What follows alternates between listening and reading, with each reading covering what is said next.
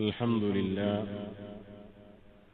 نحمده ونستعينه ونستغفره ونستهديه ونعوذ بالله من شرور أنفسنا ومن سيئات أعمالنا من يهده الله فلا مضل له ومن يضلله فلا هادي له وأشهد أن لا إله إلا الله وأشهد أن محمدا عبده ورسوله أرسله بالهدى ودين الحق ليظهره على الدين كله ولو كره المشركون اللهم صل على محمد وعلى آل محمد كما صليت على إبراهيم وعلى آل إبراهيم إنك حميد مجيد اللهم بارك على محمد وعلى آل محمد كما باركت على إبراهيم وعلى آل إبراهيم إنك حميد مجيد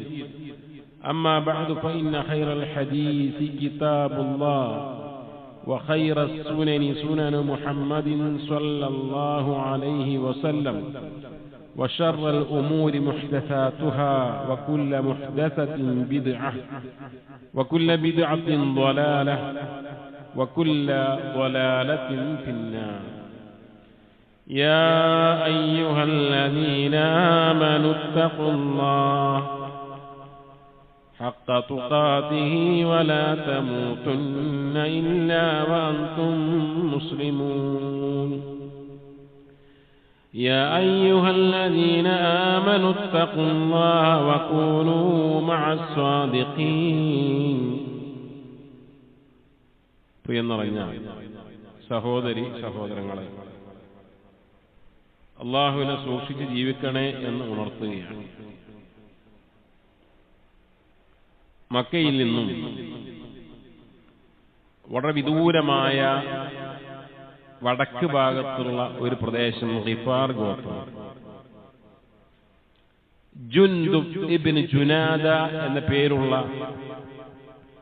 അബൂദർ ഗിഫാരി എന്ന വിളിപ്പേരുള്ള അദ്ദേഹം മക്കയിൽ ഒരു പുതിയ പ്രവാചകൻ വന്നിരിക്കുന്നു എന്ന വാർത്ത കേട്ടപ്പോ അത് സ്ഥിരീകരിക്കാൻ വേണ്ടി അത് ഹഖാണോ സത്യമാണോ എന്നറിയാൻ വേണ്ടി വളരെ ത്യാഗങ്ങൾ സഹിച്ച് തെക്കോട്ട് മക്കയിലേക്ക് ദിവസങ്ങൾ നീണ്ട യാത്ര നടത്തി. മക്കയിലെത്തി പ്രവാചകൻ രഹസ്യ പ്രബോധനം നടന്ന കാലഘട്ടമാണ്. അങ്ങനെ തെരഞ്ഞു പിടിച്ച്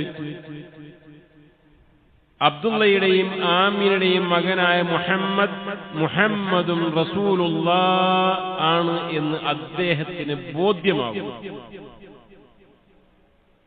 ഖുറൈശികളെല്ലാം ഇരിക്കുന്ന ദാറുൻ നദിയുടെ അടുക്കൽ വെച്ച് കഅബാലയത്തിന്റെ ഓരത്ത് വെച്ച് അഷ്ഹദു അല്ലാ ഇലാഹ ഇല്ലല്ലാഹ് വഅഷ്ഹദു അന്ന മുഹമ്മദൻ റസൂലുള്ളാഹ് എന്ന് ഉറക്കെ പ്രഖ്യാപിക്കും. പ്രഖ്യാപനം കഴിഞ്ഞതേ ഓർമ്മയുള്ളൂ. മുശ്രിക്കുകൾ ചാടി വീണ് അടിച്ച് ബോധം കെടുത്തി അദ്ദേഹത്തെ. ഒന്നിലധികം തവണ ഇത് ആവർത്തിക്കുകയുണ്ടായി. താൻ മനസ്സിലാക്കിയ ഹഖ് അത് ഉള്ളിലേക്ക് പ്രവേശിച്ചപ്പോ അതിനി മൂടി വെക്കാനുള്ളതല്ല, പരസ്യമായി പ്രഖ്യാപിക്കണമെന്ന് പറഞ്ഞ് ഹഖ് ഉദ്ഘോഷിച്ച മഹാനായ ജുൻദുബ് ഇബ്നു ജുനാദ അബൂദർ ഗിഫാരിയുടെ ചരിത്രം നമുക്ക് പലതും വെളിച്ചമേകുന്നു. പേർഷ്യക്കാരനായിരുന്ന സൽമാൻ അദ്ദേഹത്തിന്റെ ജീവിതത്തിൽ ഹഖ് തേടി സത്യം തേടിയുള്ള വളരെ സുദീർഘമായ യാത്രയുണ്ട്. അവസാനം മദീനയിൽ ഒരു ജൂതന്റെ കീഴിൽ അടിമയാക്കപ്പെട്ട് പ്രവാചകൻ സല്ലല്ലാഹു അലൈഹി വസല്ലമ രംഗപ്രവേശം ചെയ്തു എന്നറിയുമ്പോ താൻ തേടിയ ഹഖ് ഇതാ ബോധ്യപ്പെട്ടിരിക്കുന്നു, വന്നെത്തിയിരിക്കുന്നു എന്ന് പറഞ്ഞ് വലിയ ത്യാഗത്തോടുകൂടി മുസ്ലിമായ മഹാനായ സൽമാൻ അൽ ഫാരിസിയുടെ ചരിത്രവും നമ്മൾക്ക് വലിയ പാഠമാണ്. സഹോദരങ്ങളെ, ഹഖാണ് ബോധ്യപ്പെട്ട് കഴിഞ്ഞ സത്യമാണിത് അല്ലെങ്കിൽ ഇതേ സത്യമുള്ളൂ, അല്ലെങ്കിൽ ഇത് മാത്രമാണ് സത്യം എന്ന് ബോധ്യമാകുമ്പോ അത് ഉൾക്കൊള്ളാൻ എന്തിന് തയ്യാറാകണം?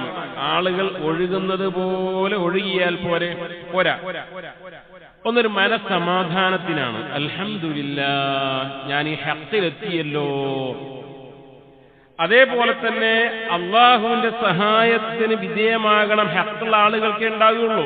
ഇന്ന ലനൻസുറു റുസുലനാ വല്ലദീന ആമനൂ ഫിൽ ഹയാത്തി ദുനിയാ വയൗമ യഖൂമുൽ അഷ്ഹാദ്. അന്ത്യനാളിലും ദുനിയാവിലും തീർച്ചയായും നാം നമ്മുടെ പ്രവാചകന്മാരെയും വിശ്വാസികളെയും സഹായിക്കുമെന്ന് പറയുന്നു. അള്ളാഹിന്റെ സഹായം വേണോ എങ്കിൽ നമ്മൾ നിൽക്കുന്നത്, നമ്മുടെ ആദർശം, ആശയം, പ്രവർത്തനം, വിശ്വാസം സത്യമാണ് എന്ന് ബോധ്യപ്പെടേണ്ടതുണ്ട്. അതിലപ്പുറം പരലോകത്ത് രക്ഷപ്പെടണമെങ്കിൽ ദുനിയാവിൽ ഞാൻ ജീവിച്ചപ്പോൾ ചെയ്തു കൂട്ടിയ അമലുകളൊക്കെ അത് സത്യസന്ധമായിരുന്നു, സ്വീകാര്യോഗ്യമായിരുന്നു, എന്റെ വിശ്വാസം 100% സത്യമായിരുന്നു എന്ന് ബോധ്യപ്പെടുമ്പോൾ മാത്രമാണ് പരലോകത്ത് മോക്ഷം ഉണ്ടാകുന്നത്. ഇന്നദീന ഇൻദല്ലാഹിൽ ഇസ്ലാം, അല്ലാഹുവിന്റെ അടുക്കൽ സ്വീകാര്യോഗ്യമായ ദീൻ അത് ഇസ്ലാം മാത്രമേ ഉള്ളൂ, മാത്രം. വമൻ യബ്തഗി ഗൈറൽ ഇസ്ലാമി ദീന, ഇസ്ലാമല്ലാത്ത ഒരു ദീനാണ് ആരെങ്കിലും ആഗ്രഹിക്കുന്നതെങ്കിൽ ഫലൻ യുഖ്ബല മിൻ, അവനിൽ നിന്ന് അമലുകൾ സ്വീകരിക്കപ്പെടുന്നതേ അല്ല. വഹുവ ഫിൽ ആഖിറതി മിനൽ ഖാസിരീൻ, പരലോകത്ത് വരുമ്പോൾ നഷ്ടം സംഭവിച്ച ആളുകളുടെ കൂട്ടത്തിൽ അവൻ ഉൾപ്പെടുന്നതാണ്. സഹോദരങ്ങളെ, ഈ ആയത്തുകളും ഹദീസുകളും മുന്നിൽ വെച്ച് നാം നമ്മുടെ മനസ്സിനെ ബോധ്യപ്പെടുത്തേണ്ട ചില വസ്തുതകളുണ്ട്. അല്ല, എന്തെന്നറിയോ? ഒന്ന്, സത്യം ഒന്ന് മാത്രമേ ഉള്ളൂ. സത്യം ഒന്ന് മാത്രമേ ഉള്ളൂ. ചിലപ്പോഴൊക്കെ ഒരു ഫിലോസഫിക്കലായിട്ട് ആളുകൾ പറയാറുണ്ട്, എല്ലാ പുഴകളും ചെന്നെത്തുന്നത് ഒരു സമുദ്രത്തിലല്ലേ, അതോടെ എങ്ങനെ ജീവിച്ചാലും ശരി, ഏതാദർശം സ്വീകരിച്ചാലും ശരി, അവർക്ക് അവസാനം എത്തിപ്പെടുന്നത് ഒന്നിനാണ് എന്ന് ഒരു മറ്റ് എല്ലാ മതങ്ങളെയും എല്ലാ ആദർശങ്ങളെയും സ്വീകരിക്കുന്നതിന് കുഴപ്പമില്ല എന്ന് പറയുന്ന ആളുകളുണ്ട്. രണ്ട് കാര്യങ്ങൾ മനസ്സിലാക്കണം. ഒന്ന്, ഇസ്ലാം അങ്ങനെ പഠിപ്പിക്കുന്നില്ല. കാരണം നേരത്തെ പറയും, ഇന്ന ദീന ഇൻദ അല്ലാഹ്, സ്വീകരിക്കുന്ന ഇസ്ലാം ദീൻ മാത്രം. വഅന്ന ഹാദാ സിറാത്തി മുസ്തഖീമ, ഇതാണ് നമ്മുടെ സിറാത്തുൽ മുസ്തഖീം, ഇതൊന്നു മാത്രമേ ഉള്ളൂ. ഫലാ തത്തബിഉ സുബുൽ, ഇതല്ലാത്ത ഒരു വഴികളെയും നിങ്ങൾ സ്വീകരിക്കരുത്. കുറെ വഴികൾ ഉണ്ടാവും, എല്ലാ വഴികളും എല്ലാ പുഴകളും സമുദ്രത്തിലെത്തൂല. മറിച്ച് തടാകത്തിൽ പോകുന്ന പുഴകളുണ്ട്, ബാഷ്പീകരിക്കപ്പെടുന്ന പുഴകളുണ്ട്, വെള്ളങ്ങളുണ്ട്. അപ്പൊ എല്ലാ പുഴകളും അത് സമുദ്രത്തിലേക്ക് എത്തുമെന്ന ഫിലോസഫി ദീനിയായും അതല്ലാത്ത വിഷയത്തിലും ഒരിക്കലും ശരിയല്ല എന്ന് മനസ്സിലാക്കണം. ഖുർആൻ പറഞ്ഞു തരുന്നത് ഇതാ, ഇഹ്ദിനസ് സിറാത്തൽ മുസ്തഖീം, ഞങ്ങളെ സിറാത്തുൽ മുസ്തഖീം, ആ ഒരൊറ്റ വഴി.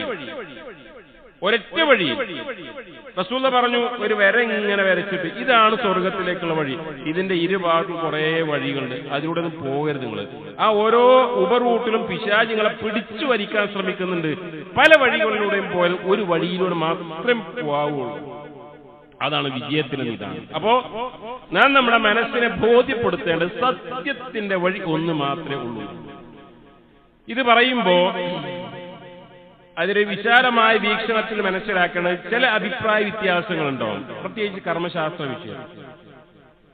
സമി അല്ലാഹു ലിമൻ റുകൂഇൽ പോകുമ്പോ ചില ആൾ സുബ്ഹാൻ റബ്ബിൽ അലീം എന്ന് പറയും, ചില ആൾക്ക് സുബ്ഹാൻ റബ്ബിൽ അലീം വബിഹംദി എന്ന് പറയും, ചില ആൾ സുബ്ബൂഹുൻ ഖുദ്ദൂസുൻ എന്ന് പറയും, റബ്ബുൽ മലായികത്തി വറൂഹ് എന്ന് പറയും. ഇത് അഭിപ്രായ വ്യത്യാസമല്ല, ഇത് തനവ്വു ആണ് എന്ന് പറഞ്ഞാൽ ഇതിലേതും സ്വീകരിക്കാം. എന്തുകൊണ്ട്? ഇതൊക്കെ റസൂലുള്ളാഹി കാണിച്ചു തന്നു, ഇതെല്ലാം റസൂലുള്ളാഹി കാണിച്ചു തന്നിട്ടുണ്ട്. അതുകൊണ്ട് തന്നെ വഴിതെറ്റുന്ന അഭിപ്രായ വ്യത്യാസങ്ങൾ പെട്ടതല്ല അത്. ബാങ്കിന്റെ ലഫ്ളുകള്, സുജൂദുള്ള പ്രാർത്ഥനകൾ, അത്തഹിയാത്തിന്റെ പ്രാർത്ഥനകൾ നബി സല്ലല്ലാഹു അലൈഹി വസല്ലമയിൽ നിരവധി വന്നിട്ടുണ്ട്. അതിൽ ഏത് സ്വീകരിച്ചാലും കുഴപ്പമില്ല. അതിൽ പിടിവാശി വിട്ട് ഞാൻ സ്വീകരിച്ചു മാത്രമാണ് സത്യം എന്ന് പറഞ്ഞു നിൽക്കേണ്ടത്. മയ്യിത്തിനെ നിസ്കരിക്കുമ്പോ 4 തക്ബീറാകാം, 5 തക്ബീറാകാം, 7 തക്ബീറാകാം, 9 തക്ബീറാകാം. അറ്റല്ലാതെ അത് പറ്റൂല. എന്തുകൊണ്ട്? അത് അഭിപ്രായ വ്യത്യാസമല്ല, നബിയിൽ നിന്ന് അങ്ങനെയൊക്കെ വന്നിട്ടുണ്ട് എന്ന് തെളിവുള്ളതുകൊണ്ട്. മറ്റു ചില അഭിപ്രായങ്ങളുടെ വൈരുദ്ധ്യങ്ങളാണ്. ഇപ്പൊ ഉദാഹരണമായിട്ട് ഗുഹ്യാവയം തൊട്ടാൽ ഉദു മുറിയുമോ ഇല്ലയോ? പണ്ഡിതന്മാർക്ക് 2 വീക്ഷണവുമുണ്ട്. അപ്പോ പക്ഷെ സത്യം ഒന്ന് മാത്രമേ ഉള്ളൂ. സത്യം ഒന്ന് മാത്രമാണ് എങ്ങനെ പണ്ഡിതന്മാർക്ക് ആ വിഷയത്തിൽ 2 അഭിപ്രായം ഉണ്ടാകുക? അത് അവരുടെ മുമ്പിൽ കിട്ടിയ തെളിവുകൾ വെച്ച് ഗവേഷണം ചെയ്യുമ്പോൾ വരുന്ന അഭിപ്രായ വ്യത്യാസമാണ്. അതൊരു പക്ഷെ സാധാരണക്കാരന് മനസ്സിലായിക്കൊള്ളുന്നില്ല. അതിലും സത്യം ഒന്ന് മാത്രമാണ്. അപ്പൊ നമ്മൾ എന്ത് ചെയ്യണം? നമ്മൾ ഒരു പണ്ഡിതനാണെങ്കിൽ അദ്ദേഹത്തിന്റെ മുന്നിൽ വെച്ചുള്ള തെളിവുകൾ വെച്ച് വിശകലനം ചെയ്ത് അദ്ദേഹം ഇതാണ് തനിക്ക് സത്യമെന്ന് ബോധ്യപ്പെടുന്നത് സ്വീകരിക്കുന്നു. ഈ രൂപത്തിൽ പോകണം. ഇവിടെ സത്യത്തിന്റെ വഴി ഒന്ന് മാത്രമേ ഉള്ളൂ എന്ന് പറയുമ്പോൾ അതുകൊണ്ട് ഉദ്ദേശിക്കപ്പെടുന്നത് അടിസ്ഥാനപരമായ വിഷയങ്ങളിൽ ഉള്ള അഭിപ്രായ വ്യത്യാസമാണ്. അതിൽ 2 ഉണ്ടാവില്ല, അതിലൊരു സാഹോദര്യം ഉണ്ടാവില്ല. ഞാൻ കുറച്ചധികം വിഷയങ്ങൾ പറഞ്ഞു തരാം. ഒന്ന്, ഈമാനും കുഫറും. മുഅ്മിനായിക്കോട്ടെ കുഴപ്പമില്ല, കാഫിറായിക്കോട്ടെ കുഴപ്പമില്ല, എല്ലാവരും രക്ഷപ്പെടും എന്ന് പറയാൻ പറ്റുമോ? ഇല്ല. അവിടെ ഒരു ഉറച്ച നിലപാടാണ്. എന്ത്? കുഫർ വിജയിക്കൂല, ഈമാൻ മാത്രമാണ് സത്യം. തൗഹീദും ശിർക്കും ഒന്നാകുമോ? ഒരു കാലത്തും ഒന്നാവില്ല. സത്യത്തിന്റെ വഴി തൗഹീദ് മാത്രമാണ്. സുന്നത്തും ബിദ്അത്തും, റസൂലിന്റെ സുന്നത്ത് സ്വീകരിക്കുക. മറ്റാൾ അല്ല, അതിനിപ്പോ നമ്മളെ ഇഷ്ടപ്രകാരം ദീനിന് പലതൊക്കെ ചെയ്യാം, കൂട്ടുപ്രാർത്ഥന നടത്താം, അതേപോലെ മജ്ലിസിൽ ദിക്റുണ്ടാക്കുക, എന്തുണ്ടാകും, യാതൊരു കുഴപ്പമില്ല. ഇത് 2 ശരിയാകോ? ഇല്ല. അതിലൊന്ന് മാത്രമേ ശരിയുള്ളൂ. ഒന്നേ ശരിയുള്ളൂ എന്നല്ല, ഒന്ന് മാത്രമേ ശരിയുള്ളൂ. അല്ലാഹു ഏകനാവുന്നു, ഖുൽ ഹുവല്ലാഹു അഹദ് എന്നത് സത്യം അല്ല, അതാണ് സത്യം. എന്നാൽ CM ആരാൻ ചോദിച്ച CM ഞങ്ങളെ പടച്ചോനാണെന്ന് പറഞ്ഞോ എന്ന് പറയുന്നു. രണ്ടും എങ്ങനെ ശരിയാകാം? നിന്റെ പടച്ചോൻ CM ആണോ എന്ന് ചോദിച്ചാൽ അതെ എന്റെ പടച്ചോൻ CM ആണ് എന്ന് പറഞ്ഞോ എന്ന വാദവും, അല്ലാഹു ഹുവ അവൻ ഏകനാണ് എന്ന് പറഞ്ഞു കുഴപ്പമില്ല. അതിന്റെ പേരിൽ കച്ചറ ഉണ്ടാക്കണം, അതിന്റെ പേരിൽ 2 സ്റ്റേജ് ഉണ്ടാക്കണം, അതിന്റെ പേരിൽ വാദപ്രതിവാദം വേണ്ട എന്ന് പറയാൻ എങ്ങനെ ശരിയാവും? അവിടെ ഒന്ന് മാത്രമേ ശരിയുള്ളൂ. അതേപോലെ തന്നെ പ്രാർത്ഥന അല്ലാഹുവിനോട് മാത്രം എന്ന് പറയുന്ന ഒരു വാദം. മറ്റൊരു വാദം എന്താ? പ്രാർത്ഥന അല്ലാഹുവിനോട് മാത്രമാണെന്ന് പറയുന്നത് ഇബ്ലീസിന്റെ സിദ്ധാന്തമാണ്. ഇതൊക്കെ ഞാൻ പറയുന്നത് നമ്മുടെ നാട്ടിലുള്ള ചില മുതിർന്നവരാണെന്ന് പറയുന്ന, പണ്ഡിതന്മാരാണെന്ന് പറയുന്ന ആളുകളുടെ പ്രസംഗത്തിലും എഴുത്തിലും പെട്ടതാണ്. എന്ത്? അള്ളാഹിനോട് മാത്രം പ്രാർത്ഥിക്കുക എന്ന പ്രമേയം ഇബ്ലീസിന്റെ പ്രമേയമാണ് എന്ന് പറയുന്ന വാദവും, പ്രാർത്ഥന അള്ളാഹുവിനോട് മാത്രം എന്ന ഖുർആനിലും ഹദീസിലും വന്ന വാദവും രണ്ടും കുഴപ്പമില്ലേ എന്നെങ്ങനെ ഒരു മുഅ്മിന് പറയാൻ പറ്റും? അതേപോലെ തന്നെ ഗൈബ് അറിയുന്നവൻ, അദൃശ്യമറിയുന്നവൻ അള്ളാഹു മാത്രമാണ് എന്ന വാദവും, അതൊക്കെ ഔലിയാക്കന്മാർക്കൊക്കെ അതറിയും ഏറെക്കുറെ എന്ന് പറയുന്ന വാദം എങ്ങനെ ശരിയാവും? ഖുർആൻ മാത്രമാണ് ശരി എന്ന വാദവും, മുഹൈദ്ദീമാല ശരിയല്ലെങ്കിൽ ഖുർആൻ ശരിയല്ല എന്ന് പറഞ്ഞ അയാളുണ്ടല്ലോ, ഏത് മുഹൈദ്ദീമാല തെറ്റാണെങ്കിൽ ഖുർആനും തെറ്റാണെന്ന് പറയുന്ന ഒരു നാവുണ്ടല്ലോ. ഇത് രണ്ടും എങ്ങനെ ശരിയാവും? അള്ളാഹുവിന്റെ കലാമായ ഖുർആൻ, വിശുദ്ധ ഖുർആനും നമ്മുടെ കയ്യിൽ ശിർക്കുകളും ബിദ്അത്തുകളും കൂട്ടിക്കുഴച്ച സബീന കിതാബും സറഫുൽ അനാമും മൻഖൂസ് മൗലിദും സുബ്ഹാന മൗലിദും ഈ കൂട്ടിയണക്കി ഏടും ഏതുവരെ ചില ഖുർആന്റെ മുകളിലിരിക്കും വെക്കും. ഖുർആൻ ഓതുന്നതിനേക്കാൾ കൂടുതൽ ചില മാസങ്ങളിൽ ഈ പുസ്തകത്തെ വായിക്കും. ഇത് രണ്ടും എങ്ങനെ ശരിയാവും? അള്ളാഹു എവിടെയാണെന്ന് ചോദിച്ചാൽ അഹ്ലുസുന്നയുടെ വിശ്വാസവും പ്രമാണങ്ങൾ പറയും അള്ളാഹു പ്രപഞ്ചത്തിനുപരിയാണ്, ആകാശത്തിന് ഉപരിയാണ് എന്ന വാദവും, അള്ളാഹ് എവിടെ? അള്ളാഹ് എല്ലായിടത്തും ഉണ്ടല്ലോ എന്ന ഈ വാദവും, ഇത് രണ്ടും എങ്ങനെയാണ് ഹക്കായി തീരുക? ഒന്ന് മാത്രമേ ഹക്കുള്ളൂ. പ്രമാണം മാത്രമേ സ്വീകരിക്കാവൂ എന്ന് പറയുമ്പോ അല്ല, അങ്ങനെയല്ല. ഭൂരിപക്ഷ ആൾക്കാരെന്താ ചെയ്യുന്നത് അതിനനുസരിച്ച് പോയാൽ മതി എന്ന വാദവും എങ്ങനെ ശരിയാവും? പ്രമാണം മാത്രമേ സ്വീകരിക്കാവൂ എന്നതും അല്ല, മറിച്ച് പാരമ്പര്യമായി താവഴിയായി കാരണവന്മാരായി എന്താണ് ആചരിച്ച് വിശ്വസിച്ചു വരുന്നത് എന്ന വാദവും എങ്ങനെ ശരിയാവും? പ്രമാണം മാത്രമേ സ്വീകരിക്കാവൂ എന്ന് പറയും. ഇല്ല, ഈ ഹദീസിന്റെ ബുദ്ധിക്ക് ആണ് ഉൾക്കൊള്ളാൻ കഴിയില്ല, അതുകൊണ്ട് ഹദീസ് ഞാൻ തട്ടുകയാണ് എന്ന വാദവും എങ്ങനെ ശരിയാവും? ഇബാദത്ത് എന്ന് പറഞ്ഞാൽ ആരാധന എന്നർത്ഥം മാത്രമാണ് വിവക്ഷിക്കപ്പെടുന്നത്. അതുകൊണ്ട് അതല്ലാതെ അടിമവേല, അനുസരണം, ആരാധന ഇതെല്ലാം തന്നെ ഈ ശർഈയായ വീക്ഷണത്തിൽ ഉൾപ്പെടുത്താൻ പറ്റും എന്ന് പറയുന്ന ആളുകളുടെ വാദവും എങ്ങനെ ശരിയാവും? ദുർബലമായ ഹദീസുകൾ സ്വീകരിക്കാനേ പാടില്ല എന്ന യഥാർത്ഥ വിശ്വാസവും അല്ല, ഫളാഇൽ അഅ്മാലിന് കുറച്ചൊക്കെ ദുർബലമായ കെട്ടുകഥകളും മറ്റൊക്കെ സ്വീകരിക്കാം എന്ന തബ്ലീഗ് ജമാഅത്തിന്റെ വിശ്വാസം എങ്ങനെയാണ് ശരിയായി തീരുക? ഇങ്ങനെ കുറെ പോകും. ഒക്കെ സാധാരണക്കാർക്ക് അറിയാൻ വേണ്ടി പറഞ്ഞു എന്ന് മാത്രം. ഖബർ കെട്ടിപ്പൊക്കാൻ പാടില്ല എന്ന ഹദീസുകളിൽ നിരവധി അനവധി തവണ വന്നതും മഹാന്മാരുടെ ഖബറാണ് ഈ കെട്ടിപ്പൊക്കാം എന്ന വാദവും എങ്ങനെയാണ് സത്യമായി തീരുക? മരിച്ച വീട്ടിലേക്ക് ആളുകൾ ഒരുമിച്ച് കൂടുന്നത് വെറുക്കപ്പെട്ട നിയാഹത്ത് ആയിരുന്നു എന്ന് സ്വഹാബിമാര് പറയുന്നതും അതല്ല, കണ്ണൂക്കും 7, 14, 40 ആണ്ടും ചെയ്യണമെന്ന് വാദിക്കും. രണ്ടും കൂടെ എങ്ങനെയാണ് സത്യമായി തീരുക? അല്ലാഹുവിന്റെ റസൂൽ സല്ലല്ലാഹു അലൈഹി വസല്ലം നമസ്കാരാനന്തരം ഒരിക്കൽ പോലും കൂട്ടപ്രാർത്ഥന നടത്തിയിട്ടില്ല എന്നത് വ്യക്തമാണ്. ആ വാദവും അതല്ല, മറിച്ച് നിസ്കാരാനന്തരം കൂട്ടപ്രാർത്ഥന നടത്തണം എന്ന ആ വാദവും എങ്ങനെ രണ്ടും കൂടെ ശരിയായി തീരുക?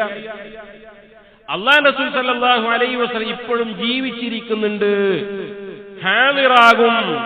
റസൂലിന്റെ ഖബറിന്റെ അടുക്കൽ പോയപ്പോൾ ഉമർ ഖാദിക നബി കൈകൊടുത്തു എന്ന വാദവും ഇന്നക മയ്യിതുൻ, റസൂലേ താങ്കൾ മയ്യിത്താകുന്നവരാണ് എന്ന ഖുർആനിന്റെ ആദർശവും എങ്ങനെ സത്യമായി തീരുക? അല്ലാഹുവിന്റെ റസൂൽ സല്ലല്ലാഹു അലൈഹി വസല്ലമക്ക് നിഴലില്ല എന്ന പിഴച്ച വാദവും ആയിഷ റളിയല്ലാഹു അൻഹ പറഞ്ഞ റസൂലുള്ളാഹി വീട്ടിൽ കത്തിക്കുവാൻ അന്ന് അവസാന നാളുകളിൽ എണ്ണയുണ്ടായിരുന്നില്ല, അവിടെ വിളക്ക് ആവശ്യമായിരുന്നു എന്നും മറ്റു നിരവധി സംഭവങ്ങളും ഇത് രണ്ടും കൂടെ എങ്ങനെയാണ് ശരിയായി തീരുക? പ്രവാചകന്റെ വഫാത്തിന് ശേഷം ഒരാള് പോലും, ഉത്തമ തലമുറയിൽപ്പെട്ട ഒരാൾ പോലും നബിദിനാഘോഷം കൊണ്ടാടിയിട്ടില്ല എന്ന സത്യം ഒരു ഭാഗത്തും ഇല്ല. അങ്ങനെയൊക്കെ ചെയ്യുന്നതിന് കുഴപ്പമില്ല, നല്ല ബിദ്അത്താണ് എന്ന് എങ്ങനെ രണ്ടും കൂടെ ശരിയാക്കി പറഞ്ഞു വരുന്നത്? ഇങ്ങനെ എടുത്തു നോക്കുകയാണെങ്കിൽ ഒരു കാര്യം നമ്മുടെ മനസ്സിലുറപ്പ്, ഈ അടിസ്ഥാന വിഷയങ്ങളിൽ സത്യം ഒന്ന് അല്ല, സത്യം ഒന്ന് മാത്രമേ ഉള്ളൂ, അതിൽ ഉറച്ചു നിൽക്കണം. സൽമാനുൽ ഫാരിസി സത്യം അന്വേഷിച്ചുകൊണ്ട് ത്യാഗങ്ങൾ ചെയ്തതുപോലെ അബൂദർ ഗിഫാരിക സത്യത്തിന്റെ പേരിൽ ത്യാഗങ്ങൾ സഹിക്കേണ്ടത് വന്നതുപോലെ തന്നെ ആ കാര്യത്തിൽ ഉറച്ചു അല്ലാഹ് അവൻ മാത്രമാണ് ഹഖ്, വഅന്നമാ യദ്ഊന മിൻ ദൂനി, റബ്ബിനെ പുറമെ ഇവരാരോട് വിളിച്ചു പ്രാർത്ഥിച്ചാലും ശരി അൽ ബാത്തിൽ, അവര് നിരർത്ഥകന്മാരാണ്, നിരർത്ഥകമാണ്, അസത്യമാണ്, ഒരിക്കലും അംഗീകരിക്കുവാൻ പാടില്ല എന്നാണ്. ഇസ്ലാമത്തിന് എന്തറിയോ? ആദ്യം തന്നെ എല്ലാ അസത്യങ്ങളും എതിർക്കും. ലാ ഇലാഹ, ഒരു ഇലാഹുമില്ല, എല്ലാ ഇലാഹുകളിൽ തേച്ച് മാറ്റി തുടച്ച കളഞ്ഞിട്ട് ഇല്ലല്ലാഹ്, അല്ലാഹ് മാത്രം. അങ്ങനെ സത്യം അവിടെ ഉദ്ഘോഷിക്കുകയാണ് വേണ്ടത് സഹോദരങ്ങളെ. അപ്പൊ ഒന്നാമത്തെ കാര്യം എന്തെന്നറിയോ? ഈ സത്യം ഒന്നേ ഉള്ളൂ എങ്കിൽ റബ്ബേ അതിലേക്ക് നീ എന്നെ എത്തിക്കണേ എന്ന് പ്രാർത്ഥിക്കണം. എല്ലാത്തിലും പോയി കാലിട്ട് പോരല്ല. അതുകൊണ്ട് ഇഹ്ദിനസ് സിറാത്തൽ മുസ്തഖീം സിറാത്തൽ ലദീന അൻഅംത അലൈഹിം ഗൈറിൽ മഗ്ദൂബി അലൈഹിം വലദ്ദാലീൻ 17 തവണ നിർബന്ധമായി ചൊല്ലിപ്പിക്കണം. റബ്ബനാ ലാ തുസീ ഖുലൂബനാ ബഅദ ഇദ് ഹദൈതനാ, റബ്ബേ സത്യം ബോധ്യമായതിനു ശേഷം ഞങ്ങൾ ഒരിക്കലും ഇന്ന് പിഴപ്പിക്കരുത്. ആ സത്യത്തിൽ കടിച്ചു തൂങ്ങാനുള്ള ഒരു തൗഫീഖ്, മാനസികമായ ഉറപ്പ് അതിൽ ഉറപ്പിച്ചു നിർത്തണേ, അതിന്റെ പിന്നാലെ പോകാൻ പ്രാർത്ഥന. അല്ലാഹുവിന്റെ റസൂലിന്റെ രാത്രി നിസ്കാരങ്ങളിലുള്ള ദുആ ഇസ്തിഖാ, അല്ലാഹുമ്മ റബ്ബ ജിബ്രീല വമീകാഈല വഇസ്റാഫീല ഫാത്തിറസ് സമാവാതി വൽ അർദ് ആലിമൽ ഗൈബി വശഹാദ, അങ്ങനെ അൻത തഹ്കും ബൈന ഇബാദിക്, റബ്ബേ നീയാണ് ആളുകൾക്കിടയിൽ വിധി കൽപ്പിക്കുന്നത്, അതുകൊണ്ട് അഭിപ്രായ വ്യത്യാസമുള്ള വിഷയത്തിൽ വഹ്ദീനി, നീ എനിക്ക് ഹിദായത്തിലാക്കണേ. ആളുകൾക്ക് അഭിപ്രായ വ്യത്യാസം ഉണ്ടെങ്കിൽ ഏതിലേലും എന്നെ കൊണ്ടുപോയി ചേർക്കല്ല, നീ എന്നെ ആ സത്യത്തിന്റെ വഴിയിൽ എന്നെ ഉൾപ്പെടുത്തണേ എന്ന് അല്ലാഹുവിന്റെ റസൂൽ സല്ലല്ലാഹു അലൈഹി വസല്ലം രാത്രിയിൽ നിസ്കരിക്കുമ്പോൾ ദുആഉൽ ഇസ്തിഫ്താ പ്രാരംഭ പ്രാർത്ഥനയിൽ ചൊല്ലിയിരുന്നു എന്ന്. അങ്ങനെ സത്യത്തിലായി കഴിഞ്ഞാൽ അതിനുവേണ്ടി പ്രാർത്ഥിച്ചു കഴിഞ്ഞാൽ എപ്പോഴും മനസ്സ് എന്ത് ദാരിദ്ര്യം ഉണ്ടെങ്കിൽ, എത്ര മാരകമായ രോഗം ഉണ്ടായിരുന്നാലും ശരി, ഭയങ്കര ആശ്വാസം. അടിയാണ് കിട്ടിയിട്ട് കുറെ കഴിയുമ്പോ അബൂദർ റളിയല്ലാഹു അൻഹു ഉണരുകയാണ്. എന്തിനാ അടി കിട്ടിയത്? പല കൊലക്കുറ്റം ചെയ്ത് അല്ല, ആ സത്യം വിളിച്ചു പോകണം. അശ്ഹദു അല്ലാ ഇലാഹ ഇല്ലല്ലാഹ് വ അശ്ഹദു അന്ന മുഹമ്മദ റസൂലുള്ളാഹ്. ഒന്നാമത്തെ ദിവസം, രണ്ടാമത്തെ ദിവസം, മൂന്നാമത്തെ ദിവസം അല്ലാഹുവിന്റെ റസൂൽ പറഞ്ഞു, നിങ്ങൾ ഇവിടെ നിൽക്കരുത്, ഇവിടെ നിന്നാൽ ചിലപ്പോൾ കഥ ഉണ്ടാവില്ല, അത് നിങ്ങളെ നാട്ടിലേക്ക് പോയി എന്ന് പറഞ്ഞ് അവിടെ പോയി അദ്ദേഹത്തിന്റെ ഗിഫാർ ഗോത്രത്തെ മുഴുവൻ ഈ സത്യത്തിലേക്കും കൊണ്ടുവന്നു. എല്ലാവരും മുസ്ലിങ്ങളാക്കി സത്യം പറഞ്ഞു. അതുകൊണ്ട് സ്വർഗത്തിലേക്ക് പ്രവേശിക്കുന്ന ആളുകൾ വല്ലാത്തൊരു ഒരു റാഹത്തിന്റെ വാക്ക് പറയുന്നു. അൽഹംദുലില്ലാഹില്ലദീ ഹദാനാ ലിഹാദാ വമാ കുന്നാ ലിനഹ്തദിയ ലൗലാ അൻ ഹദാനല്ലാഹ്. പടച്ചോനെ, എന്റെ തൗഫീഖ് ഇല്ലായിരുന്നു, നീ എങ്ങാനും ഞങ്ങളെ ഹിദായത്തിൽ സത്യത്തിൽ ഉറപ്പിച്ചു നിർത്തിയിട്ടില്ലായിരുന്നെങ്കിൽ ഞങ്ങൾ ഒരിക്കലും ഹിദായത്തിലാകുമായിരുന്നില്ല എന്ന്. അപ്പൊ സഹോദരങ്ങൾ പറഞ്ഞു വന്നത്, അടിസ്ഥാന വിഷയങ്ങളിൽ നമ്മൾ സത്യത്തിലാണ് നിൽക്കുന്നത്. ഒരു അഴകുഴമ്പൻ സമീപനം, ആളുകളെ തൃപ്തിപ്പെടുത്തുക, എല്ലാവരുടെ അടുത്ത് പോയി നോക്കുക, അതൊരു മുഅ്മിനുണ്ടാകാൻ പാടില്ല എന്നാണ്. ചരിത്രത്തിൽ കാണാം, അല്ലാഹുവിന്റെ റസൂലിന്റെ അവസാന കാലത്ത് സല്ലല്ലാഹു അലൈഹി വസല്ലം കള്ളപ്രവാചകന്മാർ വന്നു. മുസൈലിമത്തുൽ കസ്സാബ്, ഇന്നത്തെ റിയാദിന്റെ അടുത്തുള്ള യമാമ കേന്ദ്രീകരിച്ച് അവന്റെ പ്രവർത്തനം ഉണ്ടായിരുന്നത്. അപ്പൊ അവിടുന്ന് ചില വാക്കുകൾ വരാറുണ്ടായിരുന്നു. കസ്സാബു റബീഅ അഹബ്ബു ഇലൈനാ മിൻ സാദിഖ് മുദർ. മുദർ ഗോത്രത്തിൽപ്പെട്ട മുദർ പരമ്പരയിലുള്ള സത്യസന്ധനായ മുഹമ്മദ് നബി സല്ലല്ലാഹു അലൈഹി വസല്ലമയേക്കാൾ ഞങ്ങൾ ഇഷ്ടപ്പെടുന്നത് കള്ളനായ, വഞ്ചകനായ, കള്ളപ്രവാചകനായ റബിയയാണ്. പിന്നെ റബിയ ഗോത്രത്തിൽപ്പെട്ട മുസൈലിമയാണ്. അപ്പൊ സത്യത്തിന് കൊടുക്കല്ല, പിന്നെയോ നമ്മളെ ഗോത്രക്കാരനാണ്, നമ്മളാളാണ്. അതുകൊണ്ട് അവൻ എന്ത് കള്ളപ്രവാചകനായിരുന്നാലും ശരി, മറുപുറത്ത് നിൽക്കുന്നത് സത്യസന്ധമാണ് എന്ന് ബോധ്യമുള്ള മുഹമ്മദ് നബി സല്ലല്ലാഹു അലൈഹി വസല്ലമയാണെങ്കിൽ ശരി, ആ മുഹമ്മദിനാണ് തള്ളി നമ്മുടെ പക്ഷക്കാരനായ, നമ്മുടെ ഗോത്രക്കാരനായ, നമ്മളാളായ കള്ളനായ റബിയ ഗോത്രക്കാരനായ മുസൈലിമയാണ് ഞങ്ങൾ ഇഷ്ടപ്പെടുന്നത് ഉണ്ടല്ലോ, അതൊരു കുഫറിന്റെ വർത്താനാണ്. അപ്പൊ സത്യത്തിൽ ഉറച്ചു നിൽക്കാൻ കഴിയണം, ഒരു അഴകുഴമ്പൻ സമീപനം പാടില്ല എന്നാണ്. വൈദാ ലഖുല്ലദീന ആമനു ഖാലു ആമന്നാ. ഖുർആൻ സൂറത്ത് അൽ-ബഖറയിൽ ഒരു കൂട്ടം ആൾക്കാരെ കുറിച്ച് പറയുന്നു. വിശ്വാസികളെ കാണുമ്പോൾ അവർ പറയും, ഞങ്ങൾ നിങ്ങളെപ്പാണ്, ഞങ്ങൾ പള്ളിക്ക് വരുന്നില്ലേ, നിസ്കരിക്കാൻ വരുന്നില്ലേ. വൈദാ ലഖുല്ലദീന ഖാലു ആമൻ വൈദാ ഖലു ഇലാ ശയാതീനിഹിം. അവരവരുടെ പിശാചികളുടെ അടുത്തേക്ക്, ശിർക്കിന്റെയും കുഫറിന്റെയും ശത്രുക്കളുടെയും അടുക്കിലേക്ക് പോകുമ്പോൾ അവർ പറയും, ഞങ്ങളിപ്പോ ആ മുസ്ലിങ്ങളെ കൂടെ കൂടിയത് ഓലെ കൂടെ പള്ളി നിസ്കരിക്കാനൊക്കെ പോയെന്നറിയോ, അത് ഞങ്ങൾ പരിഹസിക്കുകയാണ് അവരെ എന്ന് പറയും. ഇവരുടെ തോളും കൈയിടും. ഇതാരെ കുറിച്ചാണ് പറയുന്നറിയോ? മുനാഫിഖുകളെ കുറിച്ചാകുന്നു എന്ന്. അപ്പൊ ഒരു വിശ്വാസി മുനാഫിഖാകാൻ പാടില്ല. സത്യത്തിൽ ഉറച്ചു നിൽക്കണം. സത്യമേതെന്നറിയാൻ വേണ്ടി അന്വേഷണങ്ങൾ വേണം. സത്യത്തിൽ ഹിദായത്തിന് വേണ്ടി പ്രാർത്ഥിച്ചുകൊണ്ടേയിരിക്കണം. അപ്പൊ ഇതിൽ നിൽക്കുമ്പോൾ സ്വാഭാവികമായും പ്രയാസങ്ങൾ ഉണ്ടാവും, ഭയം ഒരിക്കലും ഉണ്ടാകാൻ പാടില്ല. ഏത് തൗഹീദിന്റെ ആൾക്കാരാണെങ്കിൽ മരിച്ചു കഴിഞ്ഞാൽ ഈ ഖബർസ്ഥാനിൽ മയ്യിത്ത് മറമാടൂല, എപ്പോഴും പേടിയായി, ഇനിയിപ്പോ എന്താ ചെയ്യാ, അതുകൊണ്ട് ഇങ്ങനെ പാരമ്പര്യമായിട്ട് പോകട്ടെ. അല്ലെങ്കിലോ മഹല്ല് ബഹിഷ്കരിക്കും, വിവാഹം നടത്തി തരൂല, അവനോട് മിണ്ടാൻ പാടില്ല എന്നിത്യാദി ചില വാദങ്ങൾ. ആ വാദങ്ങളൊക്കെ കണ്ടിട്ട് സത്യമാണെന്ന് ബോധ്യപ്പെട്ടും ഇതിന് പേടിച്ചിട്ട് പിന്നാലെ പോകാൻ പാടില്ല എന്നാണ്. ജനങ്ങളെ നിങ്ങൾ ഒന്നിനും ഭയപ്പെടരുത്. സത്യത്തിൽ നിലകൊള്ളുന്ന വിഷയത്തിൽ ജനങ്ങളെ നിങ്ങൾ ഒന്നിനും ഭയപ്പെടാൻ പാടില്ല. വഖ്ശൗനി, നിങ്ങൾ എന്നെയാണ് ഭയപ്പെടേണ്ടത് എന്ന് അല്ലാഹു സുബ്ഹാനഹു വ തആല പറയുന്നു. മഹാനായ അബ്ദുല്ലാഹി ബിൻ സലാം റളിയല്ലാഹു അൻഹു ആരായിരുന്നു എന്നറിയോ? ജൂത പുരോഹിതനായി. അല്ലാഹുവിന്റെ റസൂലിന്റെ കാലത്ത് റസൂൽ മദീനയിൽ വന്നപ്പോ കണ്ടമാനം ജൂതന്മാർ, മദീനയിൽ ആകെ ജൂതന്മാരാണ് അധികം ഉള്ളത്. അവരെ കുറിച്ച് പറയുന്നത് ഖുർആന് യഅരിഫൂനഹു കമാ യഅരിഫൂന അബ്നാഅഹു, സ്വന്തം മക്കളെ എങ്ങനെ അറിയും? സ്വന്തം ഒരു വാപ്പാക്ക് സ്വന്തം മക്കളെ എങ്ങനെ അറിയും? അതുപോലെ ഈ കടന്നു വന്ന ആള് അന്ത്യപ്രവാചകനാണെന്ന് അവർക്ക് മക്കളെ അറിയുന്നത് പോലെ അറിയാമായിരുന്നു. പക്ഷേ കിബിർ, അഹങ്കാരം, മുഹമ്മദ് വന്നത് ബനൂ ഇസ്രായേൽ ഗോത്രത്തിൽ നിന്നല്ലല്ലോ, ഈ അപരിഷ്കൃതായ അറബി ഗോത്രത്തിൽ നിന്നാണല്ലോ എന്ന് പറഞ്ഞ് അഹങ്കാരവും കിബറും മുന്നിൽ വെച്ചുകൊണ്ട് മുഹമ്മദ് നബിയെ തള്ളി സത്യത്തിൽ നിന്നും പുറംതിരിഞ്ഞു. അതുകൊണ്ട് ജൂത റബ്ബിമാര്, ജൂത വിശ്വാസികൾ, ജൂത പണ്ഡിതന്മാര് ഭൂരിപക്ഷവും മുഹമ്മദ് നബി അംഗീകരിച്ചില്ല. സത്യം അറിയാത്തതുകൊണ്ട് സത്യം അറിയാം. അവരിൽ വളരെ അപൂർവമായ ആളുകൾ മാത്രമാണ് സത്യത്തിലേക്ക് വന്നത്. അതിൽപ്പെട്ട ഒരാളാണ് അബ്ദുല്ലാഹ് ഇബ്നു സലാം. അദ്ദേഹം പറയുന്നു, ഈ വന്നത് കള്ള നബിയാണോ എന്നറിയാൻ വേണ്ടി ഞാൻ ടെസ്റ്റ് നടത്തി. റസൂൽ ഖത്മുൻ നുബുവ ഞാൻ കണ്ടു.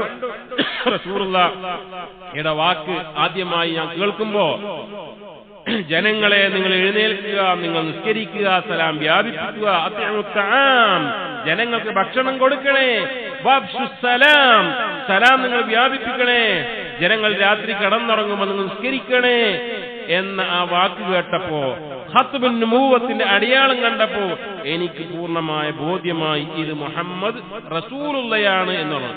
അങ്ങനെ നാട്ടിലുള്ള മുഴുവൻ ആളുകളും സത്യത്തെ നിരാകരിച്ചപ്പോ, തിരസ്കരിച്ചപ്പോ എല്ലാ ത്യാഗവും സഹിച്ചുകൊണ്ട് മഹാനായ അബ്ദുല്ലാഹ് ഇബ്നു സലാം ആ സത്യത്തിന്റെ വഴിയിൽ നിന്നു എന്നാണ്. ബിലാൽ നിന്നെ ക്രൂരമായി പീഡിപ്പിക്കും, അല്ലെങ്കിൽ മുഹമ്മദിന്റെ പുത്രന്മാർക്ക് പിന്മാറണമെന്ന് പറഞ്ഞപ്പോ നെഞ്ഞത്ത് പാറക്കല്ലും അടിയിൽ ചുട്ടു തിളക്കുന്ന മണലുമായി പ്രയാസം സഹിക്കുന്ന ബിലാൽ റളിയല്ലാഹു അൻഹു അടക്കം പറഞ്ഞത്, ആ പേടിച്ചിട്ട് ഒന്നും ദുനിയാവ് തെരഞ്ഞെടുത്തില്ല, അഹദ് എന്നായിരുന്നു. അതുകൊണ്ട് സഹോദരങ്ങളെ, യാ അയ്യുഹല്ലദീന ആമനു തഖുല്ലാഹ്, സത്യവിശ്വാസികളെ നിങ്ങൾ അല്ലാഹുവിനെ സൂക്ഷിക്കണേ, വഖൂനൂ മഅസ്സാദിഖീൻ, നിങ്ങൾ സാദിഖീങ്ങളുടെ കൂടെയാകണേ എന്ന് വിശുദ്ധ ഖുർആൻ പറയുന്നുണ്ട്. അടിസ്ഥാനപരമായ വിഷയങ്ങളിൽ സത്യത്തിന്റെ വഴി സ്വീകരിച്ചുകൊണ്ട് അതിനെതിരെ വരുന്ന എല്ലാ തടസ്സങ്ങളെയും മാറ്റി നിർത്തി അതിൽ ഉറച്ചു നിൽക്കുക. അല്ലാഹു തൗഫീഖ് നൽകുമാറാകട്ടെ.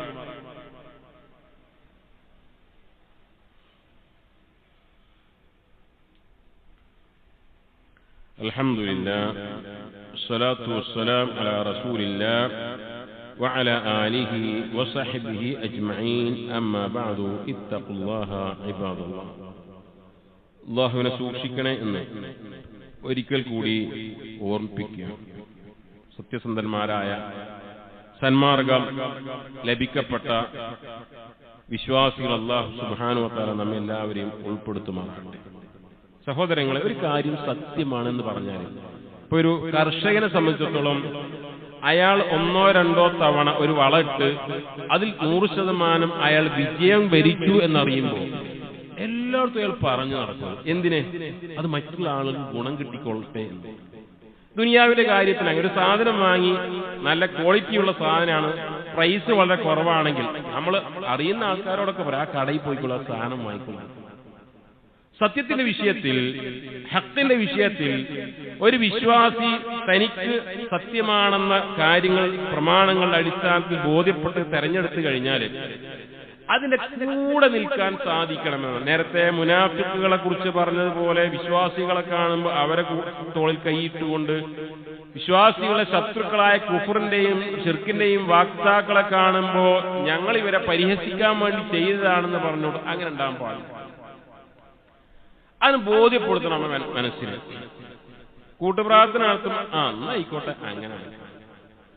വീട്ടിലെന്തെങ്കിലുമൊക്കെ ഒരു അനാചാരം നടന്നു, മരിച്ചു കഴിഞ്ഞിട്ട് വല്ലതൊക്കെ ഉണ്ടാകുമ്പോ, അവിടെ 7 3 ഒക്കെ ഉണ്ടാകുമ്പോ, ഞാൻ ഇപ്പൊ എന്താ ചെയ്യാ, ഞാൻ മാത്രമേ ഇപ്പൊ ഇതിന് എതിർക്കുന്നുള്ളൂ, ഞാൻ എതിർന്നിട്ട് പോലും ഇപ്പൊ എന്താ മനസ്സിലാക്കുക എന്ന് പറഞ്ഞ് ഒരു നിശബ്ദമായ സപ്പോർട്ട്, അതൊരു ഹഖ് കണ്ട ഒരാൾക്ക് ഒരിക്കലും സ്വീകരിക്കാൻ പാടില്ല.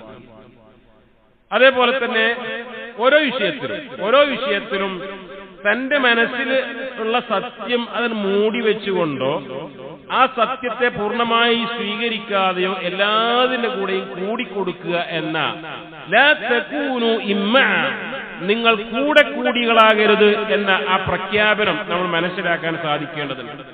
റസൂലുള്ളാഹി പറയുന്നു, ലാ തുശ്രികന്ന ബില്ലാഹി ശൈആ, നീ ഒരിക്കൽ റബ്ബിൽ ശിർക്ക് ചെയ്യരുത്. കടുത്ത നിലപാട്. എങ്ങനെ?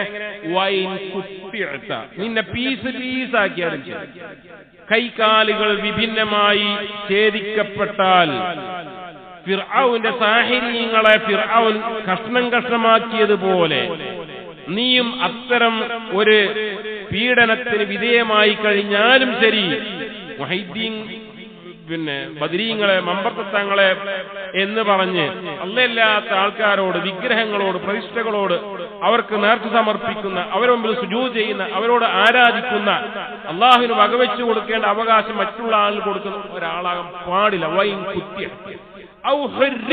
അല്ലെങ്കിൽ നിന്നെ തീരെ കേടുകയാണ്.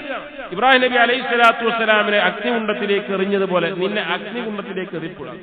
രക്ഷപ്പെടാൻ വേണ്ടി നീ ശിർക്ക് ചെയ്തോ എങ്കിൽ രക്ഷപ്പെടാം എന്ന് വിശ്വസിച്ചാലും ശരി, നീ അതിനെ മുതിരരുത് എന്നാണ്.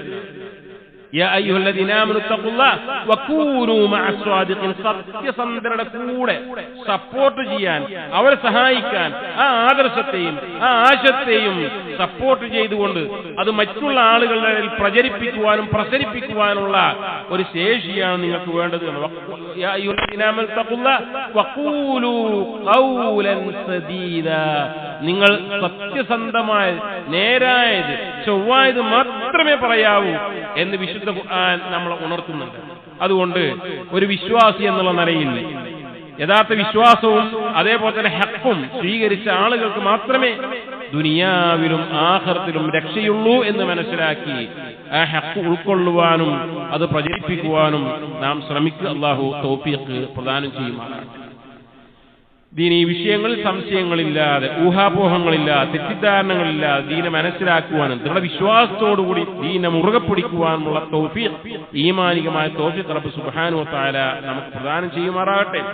ഇസ്ലാമിനെതിരെ ഊഹാപോഹങ്ങൾ പരത്തി അത് കേട്ട് അതിന്റെ വാക്താക്കളായി തീരുന്ന നരകത്തിന്റെ വിറകുകളിൽ നിന്ന് അല്ലാഹു സുബ്ഹാനഹു വ തആല നമ്മെ എല്ലാവരെയും കാത്തു രക്ഷിക്കുമാറാകട്ടെ. രോഗികൾക്ക് അല്ലാഹു എത്രയും പെട്ടെന്ന് ശിഫാഉൻ ആജിൽ പ്രദാനം ചെയ്യുമാറാകട്ടെ. മരണപ്പെട്ടു പോയ വിശ്വാസികളായ ആളുകൾക്ക് അല്ലാഹു മഗ്ഫിറത്തും റഹ്മത്തും നൽകുമാറാകട്ടെ. അല്ലാഹു അവരുടെയും നമ്മുടെയും ഖബറിനെയൊക്കെ റൗളത്തും മിൻ റിയാദിൽ ജന്നയാക്കുമാറാകട്ടെ. മരണപ്പെടുന്ന സമയത്ത് ഈമാനോടുകൂടി ലാ ഇലാഹ ഇല്ലല്ലാഹ് എന്ന കലിമത്ത് തൗഹീദ് ഉച്ചരിക്കുവാൻ റബ്ബേ നീ ഞങ്ങൾക്ക് എല്ലാവർക്കും തൗഫീഖ് നൽകണേ. നിന്റെ തിരുമുഖം പരലോകത്ത് കാണുവാനുള്ള ആ മഹാഭാഗ്യം ആ ഉടമകൾ ഞങ്ങളെ ഉൾപ്പെടുത്തണേ തമ്പുരാനെ. അല്ലാഹുമ്മ ഗ്ഫിർ ലിൽ മുഅ്മിനീന വൽ മുഅ്മിനാത്ത് വൽ മുസ്ലിമീന വൽ മുസ്ലിമാത്ത് അൽ അഹ്യാഇ മിൻഹും വൽ അംവാത്ത് إنك مجيب الدعوات يا قاضي الحاجات. ربنا ظلمنا أنفسنا وإن لم تغفر لنا وترحمنا لنكونن من الخاسرين. ربنا ارحمهما كما ربونا صغارا. ربنا هب لنا من أزواجنا وذرياتنا قرة أعين واجعلنا للمتقين إماما. اللهم إنا نسألك العفو والعافية في ديننا وأهلنا وأموالنا يا رب العالمين. ربنا آتنا في الدنيا حسنة وفي الآخرة حسنة وقنا عذاب النار.